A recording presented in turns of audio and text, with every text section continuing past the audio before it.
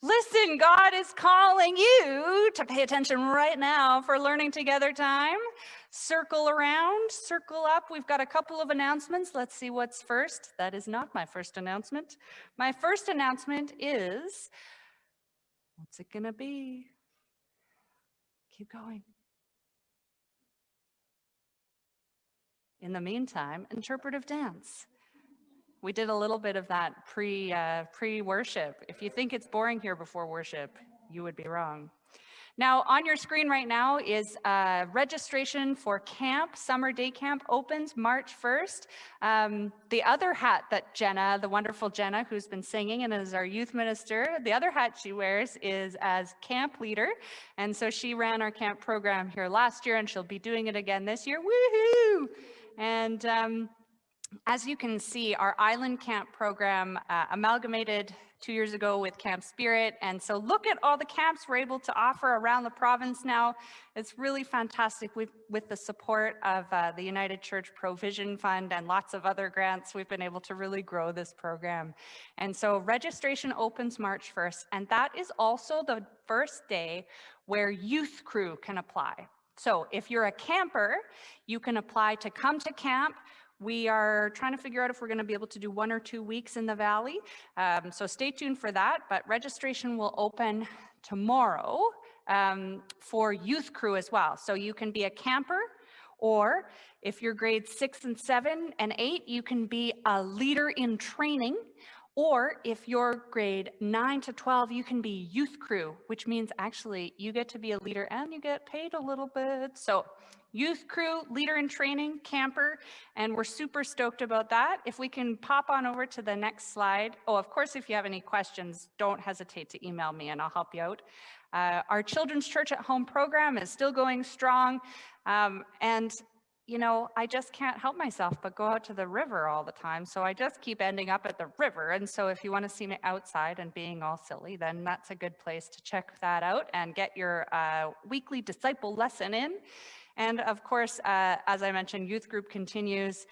What's the March one, Jenna? Justice. Oh yeah, March for Justice. Get it? So youth group is Thursdays on Zoom at 4:30, and so that's at Comox Valley Youth, or again, just email me or Jenna if you have any questions. I think that's all the announcements I have, so let's get started, see what's in the treasure chest today. Let me get it. I'm gonna pull it right over here.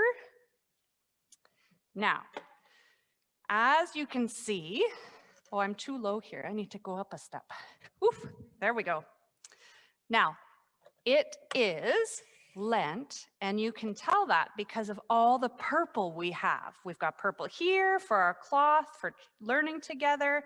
I've got my purple stole on, which is the Jesus scarf, as some children like to call it, that I wear. The banners are purple, everything is purple. Now, can anyone remember what Lent is all about? I did extinguish 2 candles at the beginning of church, and I think I mentioned this before. Ella, my daughter, calls it the Advent of Easter, and that's kind of what it is. It's the weeks that lead up to the sort of really big, important event. And so Advent leads up to Christmas, and Lent leads up to Easter. And so these are the weeks where we prepare and we hear once again over and over the stories that lead up to Jesus' death. Now, in our learning together time, I taught you a very churchy word last week. Can anyone remember what that churchy word was? I just got a yikes from one of the people here in the sanctuary. The churchy word was almsgiving. Ah, they all say, ah, right, almsgiving. Can you say it? Almsgiving, yeah. And it sounds a lot like the word Thanksgiving. And that's kind of what it's all about. Almsgiving is about giving to those in need out of our great understanding of how thankful and grateful for all the blessings God puts on us. And so last week, my friend came back to join me. You may remember Nutso from last year. Let's get up a little closer. I did get a yay there too. That's very nice. You may remember my friend Nutso, and Nutso shared with us about some bread. Yeah, it was bread that I made, and Nutso made sure it was in my treasure chest. And that was all about the invitation to share food with others. And so maybe this past week, you made a donation or a contribution to the Comox Valley Food Bank or the Cumberland Food Share, because there's no better way to share, to show other people that God loves them than to feed them. And we can't have people in our houses to feed them these days. And so we can give to those in need, which is almsgiving. Now, what do you have for us today? Okay, it's in the treasure chest. I wonder what it is. Let's go see. Alrighty, what have you got to share with me today, Nutso? Oh, I see you've got a sock. Okay, you're nodding, yes. All right, I've got a sock. Oh, you've got another thing? Okay. Oh, that's another sock. Yeah, okay. Socks, right. Oh, you've got something else, okay. Oh, that's another pair of socks. That's another pair of socks. You just keep handing me socks, Nutso. What am I supposed to do with all these socks? Oh my goodness. Are you telling me that our story today, our lesson has to do with socks? Yes, okay. I'm very confused. What do socks have to do with Jesus and almsgiving? Jesus cares about my feet? What? Uh-huh. Oh, yeah, that's right. In the stories that lead up to Easter, Jesus washed his disciples' feet. He cared about their feet. Okay. But what does that have to do with socks?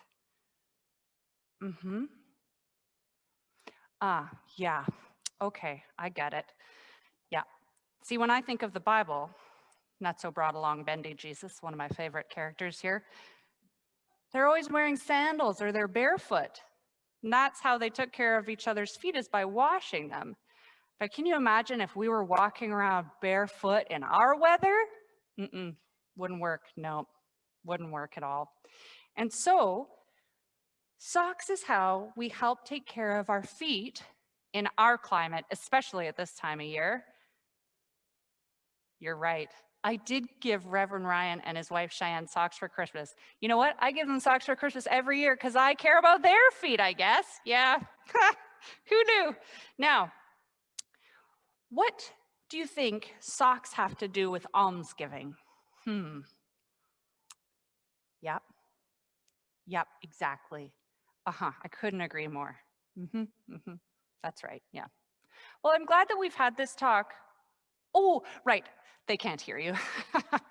So in our climate, if you live on the streets, your feet get really wet. And do you know that your feet are sometimes the first thing that gets wet and the last thing that gets dry? Can you imagine having to walk around in the cold all day with wet socks and having to go to sleep at night outside with wet feet? That would be awful. Now, the reason why we give away socks so much at the lunch club and at the shelter and anywhere that people who live on the streets are is because it is one of the nicest and simplest ways we can show love. Just like Jesus washed his disciples' feet, we can care for others' feet by giving them clean, dry, warm socks. And so that's one way to give in a way that is keeping in line. Are your feet dry today? What a blessing! Surely you can share that blessing with someone else. And you know what?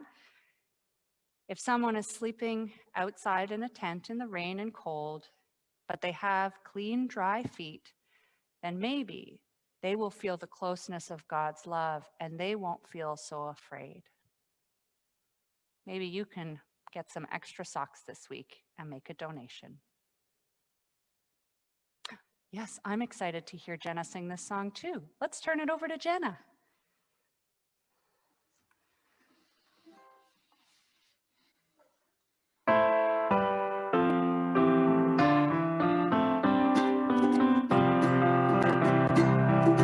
Don't be afraid, my love is stronger.